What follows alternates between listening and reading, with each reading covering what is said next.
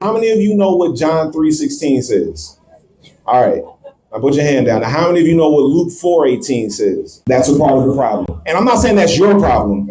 That is how we have been conditioned. The Spirit of the Lord is upon me and has anointed me to preach good news to the poor, release for the captive, recovery of sight for the blind, and liberation for the oppressed.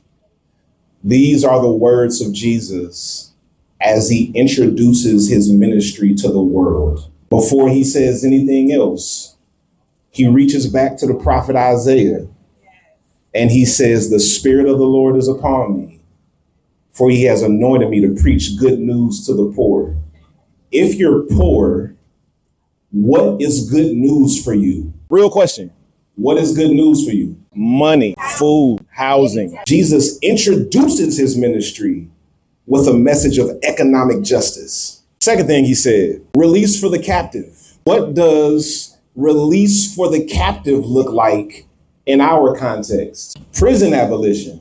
This is what Jesus introduced himself with. Good news for the poor, release for the captive.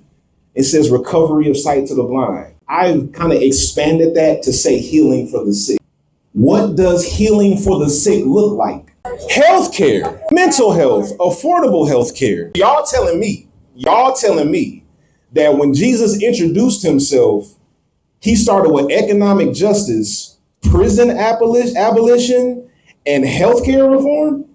And then the fourth one, liberation for the oppressed. What does liberation for the oppressed look like in our context? Slavery. You want to know what slavery is? The prison industrial complex. If we emphasized Luke 4:18 as much as we did those other verses, how differently would our Sunday services look? How differently would our religion look, period?